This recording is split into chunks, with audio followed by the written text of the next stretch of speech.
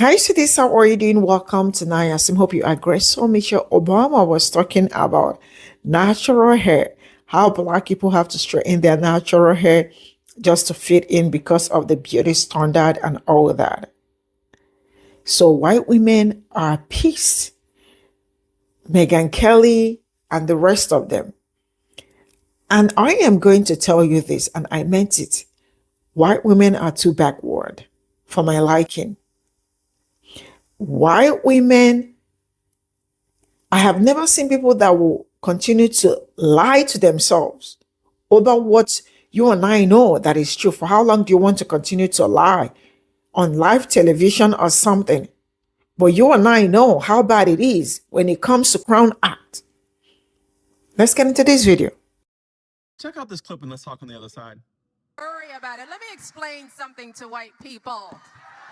Our hair comes out of our head naturally in a curly pattern. So when we're straightening it to follow your beauty standards, we are trapped by the straightness. That's why so many of us can't swim and we run away from the water. People won't go to the gym because we're trying to keep our hair straight for y'all.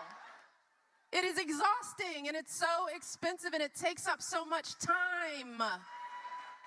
Braids are for y'all so we can work harder and focus on the work. So why do we need an act, an act of law to tell white folks to get out our hair? Don't tell me how to wear my hair. Don't wonder about it. Don't touch it.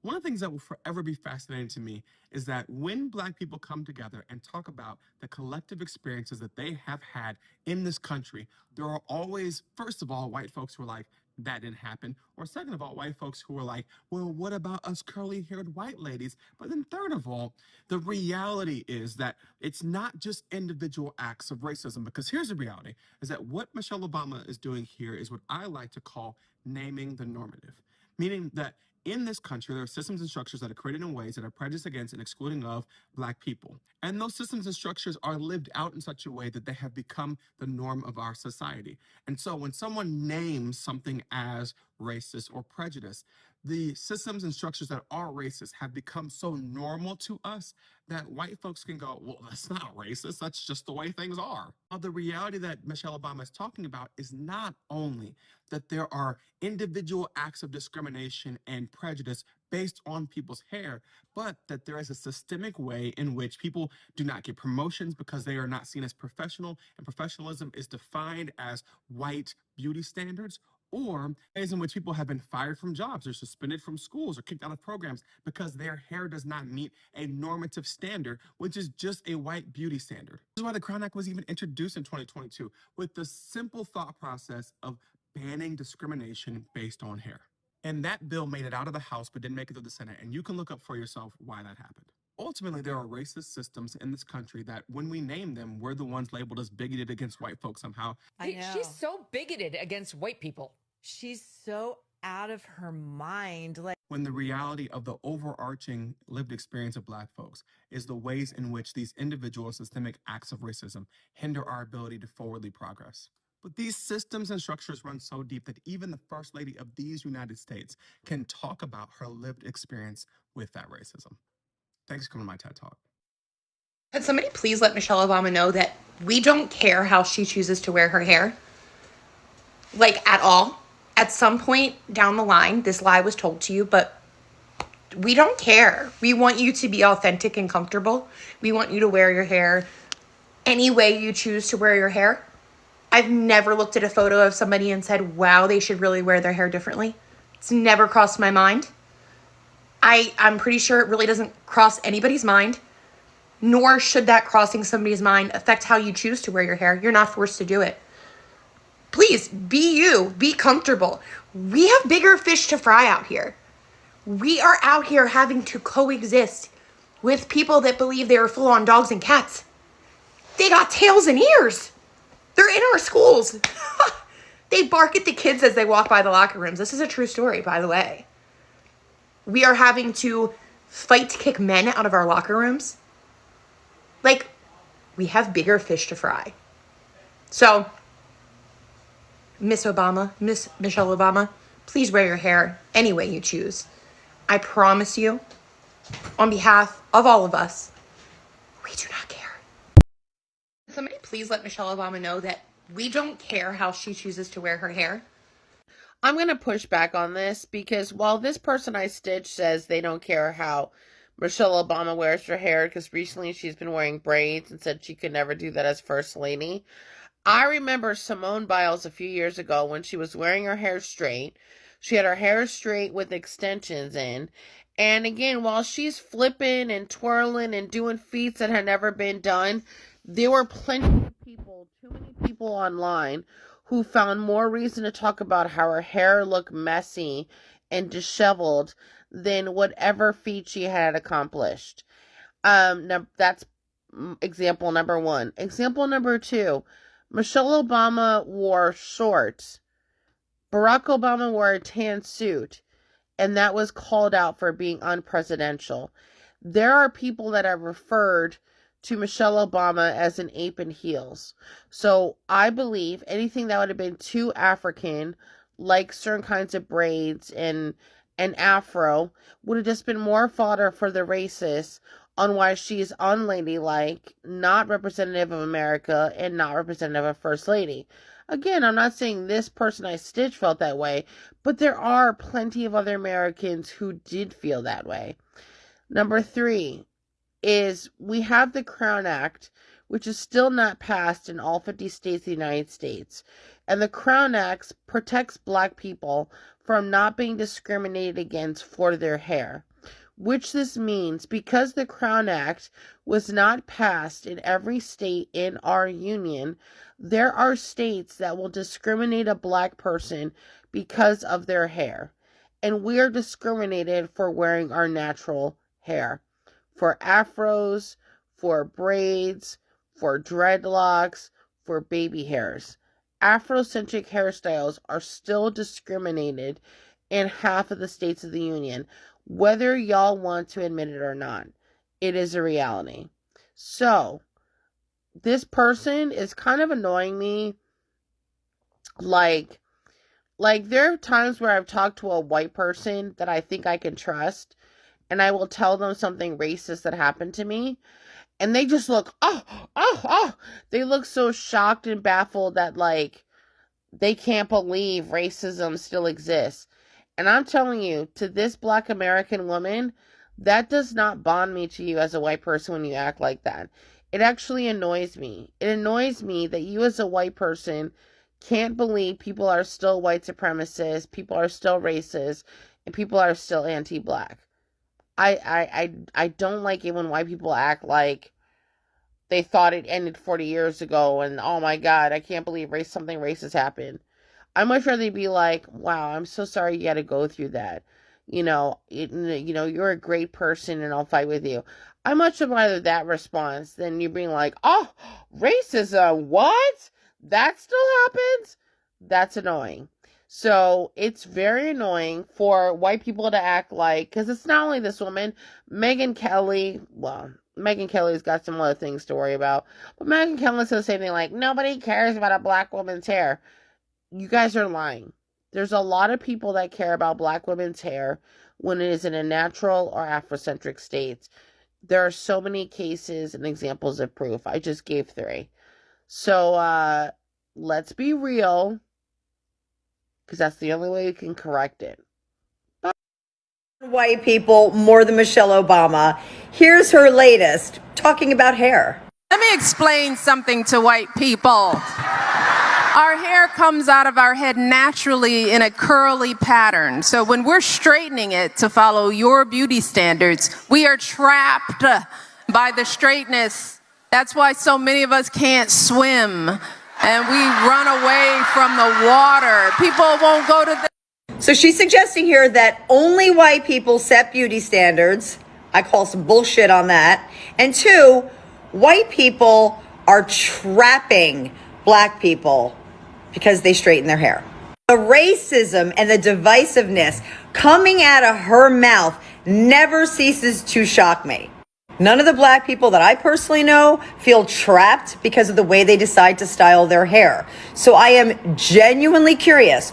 Are there Any black people out there that are feeling trapped and oppressed because they straighten their hair or feel like they have to straighten their hair?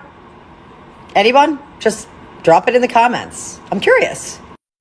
On today's episode of White People Are Insufferable and Obsessed with Black People, we have white women's reaction, including Megyn Kelly, to Michelle Obama making very real claims about the policing and politics behind black hair. Let me explain something to white people.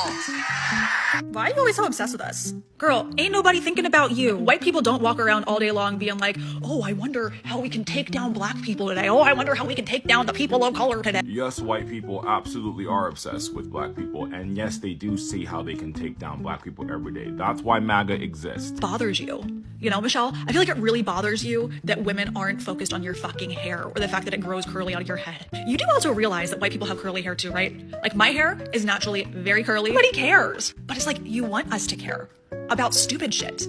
If you want to live your life with curly hair, live your life with curly hair, girl. Your hair's straight right now. Why is your hair not curly? Why aren't you living up to the standards that you want to push out there? And also, quit pulling white people into it. Policing of black hair refers to the demonstration and disproportionate discipline that black people face for wearing their natural hair, whether it's afros, braids, or locks, in professional and academic settings. This is rooted in Eurocentric beauty standards, which we are just now maybe getting out of. So it's a black woman who can't tell how to wear her hair. Can you tell the white women? How about the Asians? The Indian women? How about Indian women? They all just like white women do too. By the way, I burned my hair to the high heavens with those irons. Like, who is you fucking kidding? Everything is about poor boo fucking who Michelle Obama. When you get her on the topic of race, it's nonstop. No, you are so dumb.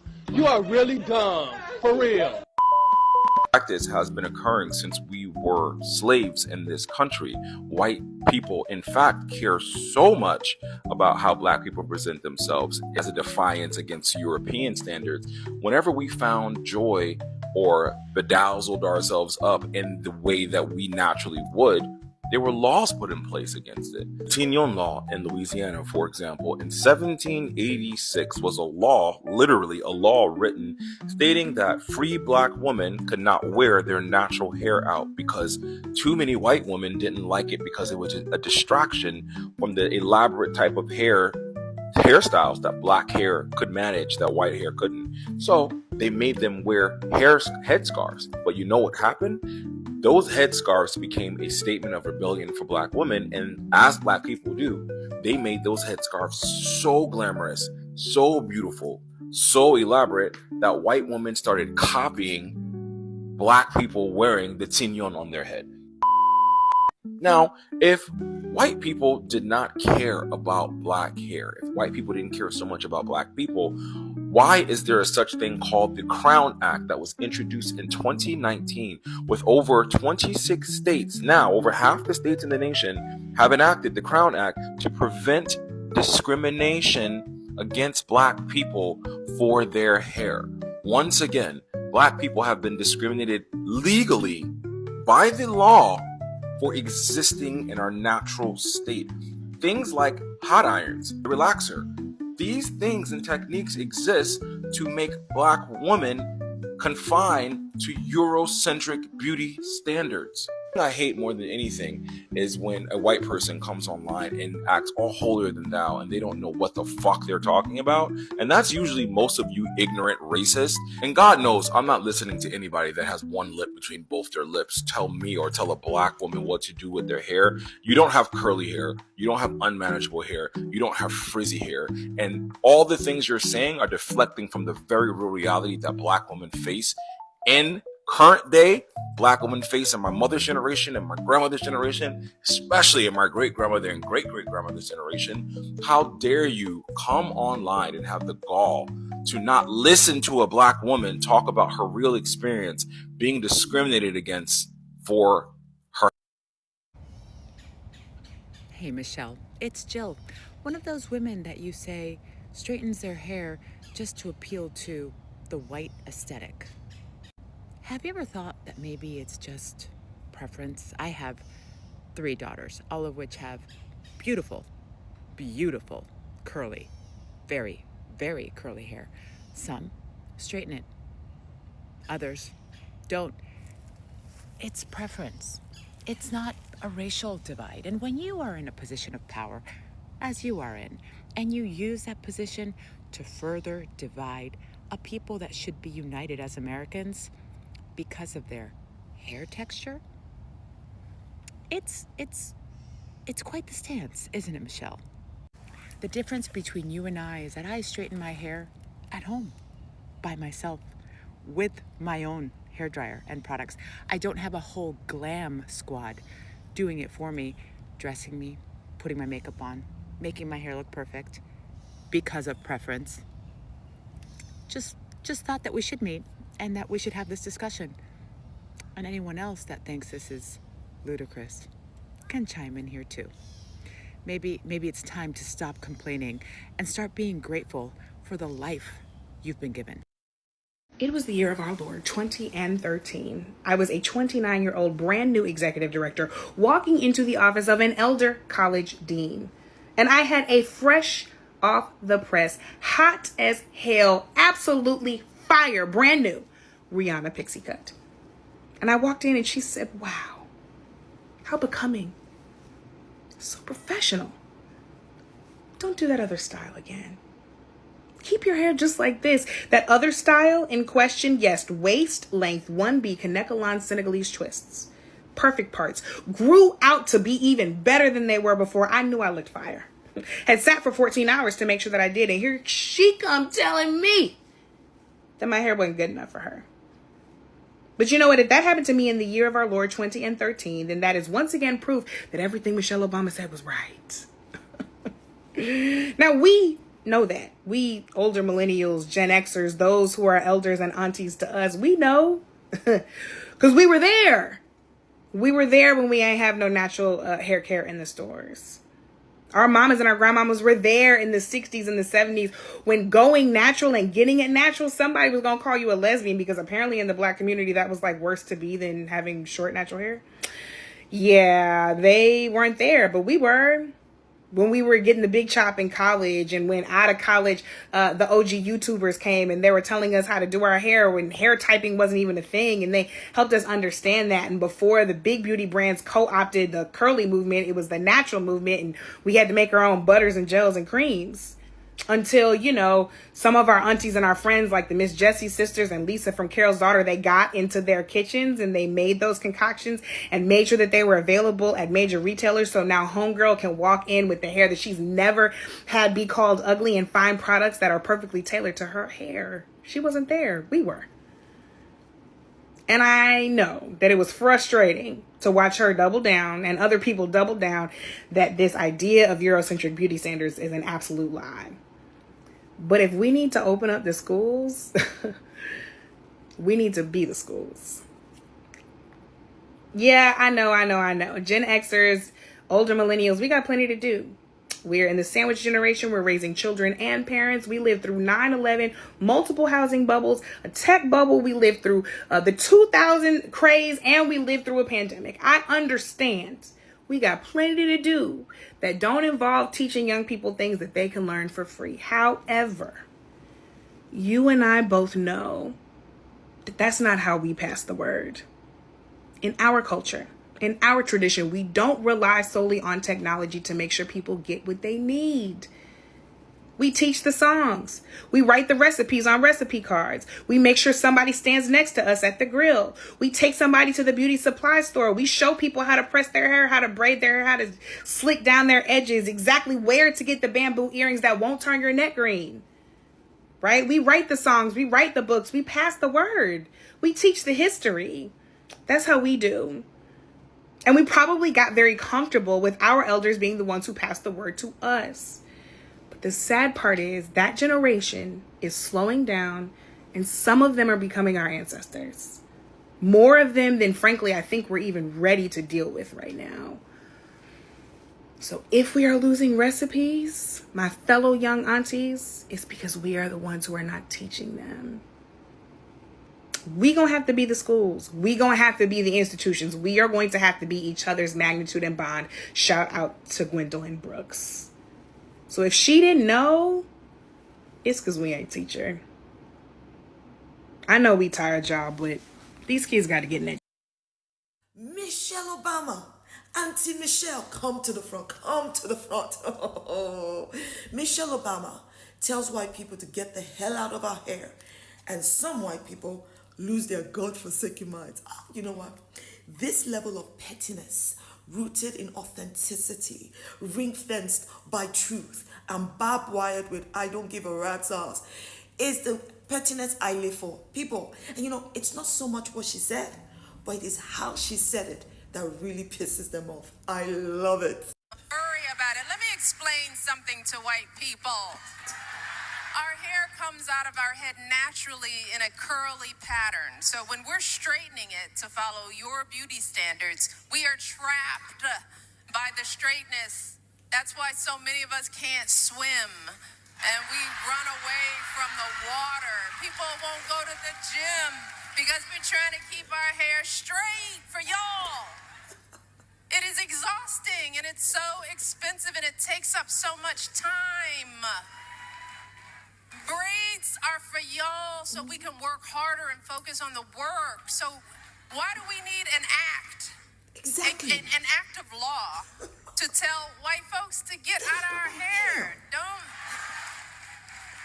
tell me how to wear my hair. Don't wonder about it.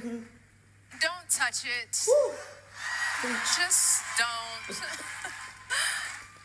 Auntie Michelle has jokes. We love to see it. But where is the lie? Where is the freaking lie? Tell me. She's absolutely spot on. Don't tell us how to wear our hair. Don't touch our freaking hair. And enough with your goddamn curiosity about our hair when you've lived side by side with us for centuries. They don't like Auntie Michelle spoke the truth, the sassiness with which she spoke the truth, and the uppityness with which she delivered it. These white people will have you believe that no, this isn't true. It's bullshit. Because if white people were not so in our hair, why are black people and why have black people been fired from jobs for having ethnically styled hair? Why is it that black people are not offered jobs because of their ethnically styled hair? All in the name of it doesn't meet our professional white standards.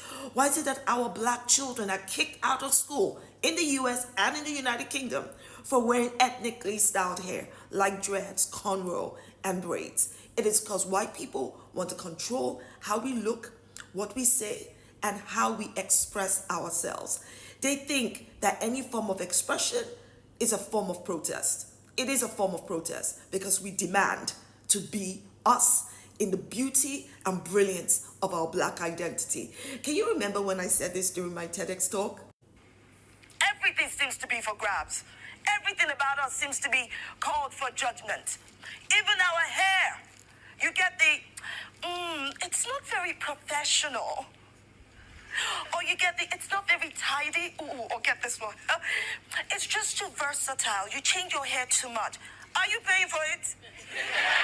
I see some of you racist dumbasses and racial gatekeeping fools are abusing Auntie Michelle, claiming she's faking victimhood and lying about white supremacy standards on black hair, all on the basis that she was black first lady. Come closer so I can slap some sense into your head.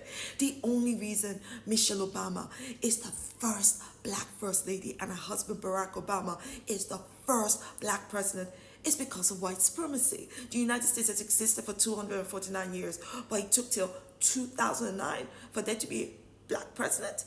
And we've all seen what white America has done since its first black president. It went MAGA.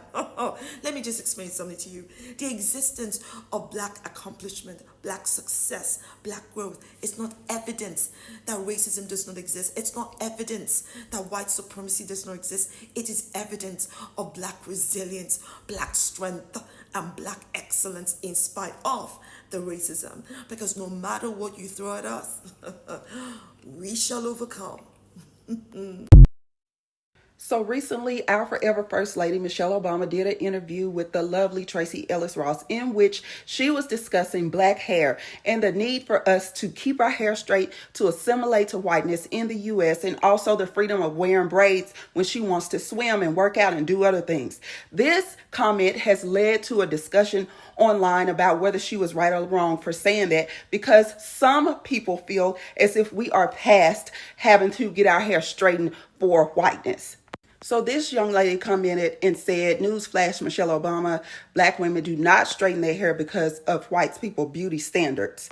Well, here's my news flash. For the past 2.5 years, I have been the face and hair of Harvard University's and Precision Institute's Good Hair Study. Okay? Have you taken the test yet? This test is taken globally. Do you hear me? To test people's implicit bias towards black hair.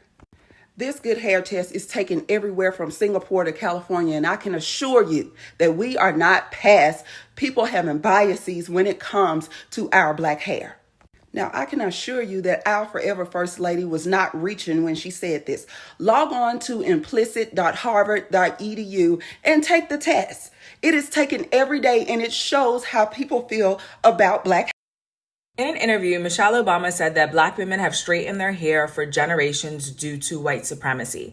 And the fact that some black women are disagreeing with her tells me that a history lesson is long overdue. A woman on Threads tried to correct the forever First Lady by saying that the black women who do straighten their hair do it because it makes it easier to manage and it has nothing to do with white beauty standards.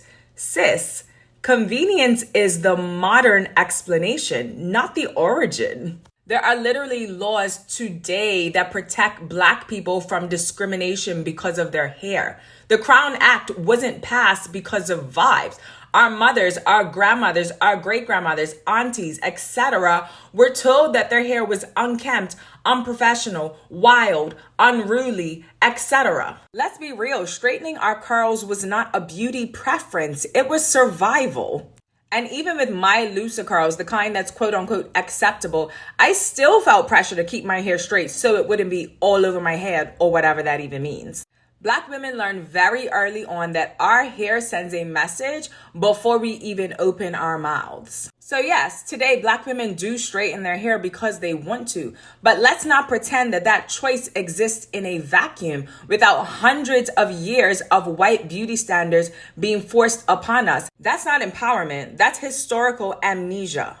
Because black women don't owe anybody a seminar, but we do deserve honesty about where these beauty norms come from. I'm Michaela Ian, and that's The Culture.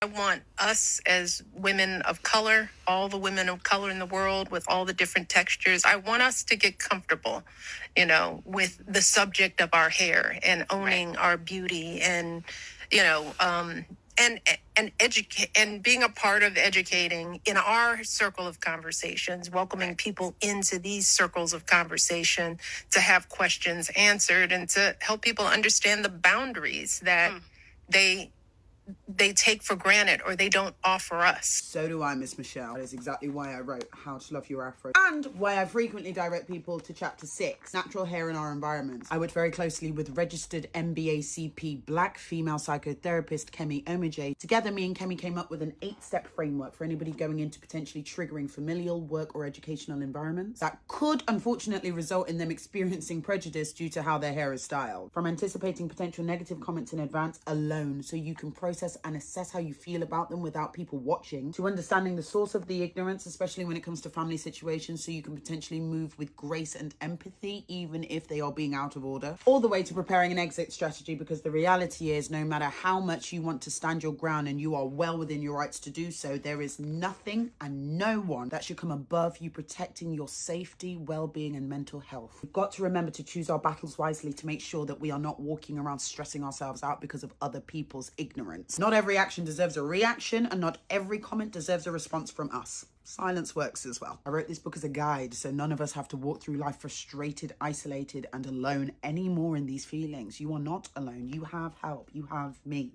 and this. And congrats on the new book, Michelle. If you come to the UK, please let me know. I would love to help in any way I can. I would also love to send you a book as well. So if you would like to read this, then let me know. I would happily send you a few copies. Please let me know. I'll send them straight away. I'll send them today. It's Sunday. I'll send it tomorrow. Former First Lady Michelle Obama was at this event, and she was talking about Black people hair and what Black people, specifically Black women, had to do to assimilate. And right here, she is addressing white people and talking about the things that we did, why it's so time consuming, the reasons why we had to do this, why Black women of the past had to do this.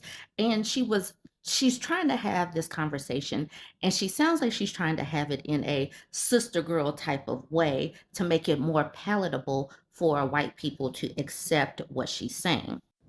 Assimilation is a survival tactic. It is so we can get a job. It's so that we can try to avoid some of the negative, the racism, the negativity that goes along with having hair that's not straight. And so for some people to act like the racism and sexism isn't baked into the cake of America is silly. I'm 45 years old. My hair has been natural for about 25 years. I went natural in college. And so I saw the movement. I saw how we had no products. I saw how people didn't know how to do our natural hair. I saw how things have shifted to the point where now you can go out and find a natural hairstylist.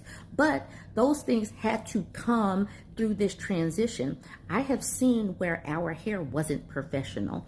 I know that I couldn't apply for a job at an amusement park because I had locks.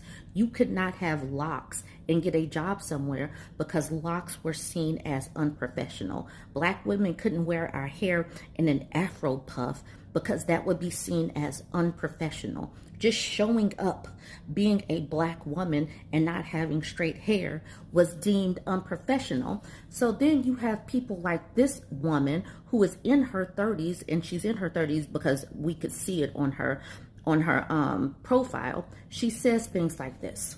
Dear Michelle Obama, newsflash, Black women do not straighten their hair because of white people's beauty standards. As a curly natural myself, most Black women straighten their hair because they choose to and it's easier to manage for them. Let's drop this narrative that we do anything for the white beauty standard. Black women are the true beauty standard. Why get on stage and say that nonsense? This is truly disconnected from reality. It's truly disconnected from the experiences of Black women that are older than her at the age of 35. You can say this kind of thing if you have never experienced any type of discrimination based on your hair. But Michelle Obama, being considerably older than this woman, is absolutely valid. She's speaking absolutely valid situations and experiences based on her age and what Black women have gone through in this country. I would expect this type of narrative to come from some white woman or some white person who they're uncurious about what Black people or other non-white people have gone through to assimilate in this country. It's just odd. Even at 35, that's old enough to know and understand what we have gone through. So this is just irritating. However, this got India Ari, the singer, I Am Not My Hair, to comment on her page. She says, thank you all for tagging me. I want to thank everybody in these comments who's trying to educate this woman. I did my 25-year bid of trying to help people awaken. Maybe the path we laid made it too easy to walk down, but I'm going to thank y'all for doing this work. As far as I'm concerned, she can be rude and miseducated in peace, and I too will remain in peace. She will learn when she learns. I guess it won't be today. She says, we expect people to respect us and thank us for our work, but it doesn't always go like that. And I have to come to terms with that. Let her enjoy her curl specialist job that we all laid the ground for her to have in peace. And the thing is, maybe it is better right now. And some people, some Black women, some Black girls don't have to go through the things that we have gone through with the Sundays or Saturday mornings, the Saturday mornings where we were in the kitchen getting our hair pressed, having these burn marks because of getting our hair pressed, where we couldn't go outside and play because you couldn't sweat out your hair before church. The fact that we couldn't go swimming as a kid because we couldn't have our hair jacked up and then have to go through the process of washing and getting your their hair pressed. Some people do have it a whole lot easier because we have already gone through that, and we're here now in this phase to where our daughters never have to experience that. And, you know, we have normalized being natural in the workplace. We normalized being natural and just living and not having to conform, to where people like Coco don't have to worry about it. And she can act obtuse or simply be ignorant of the history that, you know, Black women actually faced in this country. And I do know and understand that knowing history from the perspective of Black people, or knowing the perspective of history from a woman, or specifically knowing history from the perspective of a Black woman, is woke. Speaking on things like sexism and racism in the intersection of the two makes you too woke. And sometimes it makes people uncomfortable because some people will say stuff like, it's just hair. But it takes time and effort to do it. It takes time to manage it, to look palatable. Respectability politics are a thing. We get judged based on our hair being too big. There are just so many things that you wake up as a Black woman and you go through, but some people just don't know or don't care to know. So we just take it. It is layered. It's so layered. And for people to disregard it is silly, even if you never had to experience it. Chanel Coco 5 had to Google India Ari. So this is what she said. I am commenting to you directly as I wanted time to Google you for myself, as I wasn't familiar with you or your work. I want to be transparent and honest before commenting. I respect your opinion, perspective, and the work you've contributed. However, the remark about me enjoying my curl specialist job felt unnecessary, rude, and dismissive. As a highly accomplished and respected woman like you, and it's absolutely possible to disagree without resorting to personal shade. India Ari said, Dear, there literally is no curl specialist job without the path we laid for you. That was my point, not shade. I'm glad you found out who I am today. You can look into my history and know that I really don't do shade. I'm responding to you out of respect, but I will not continue to have this conversation, which was the other point of my comment, to let people be. People learn in their own time.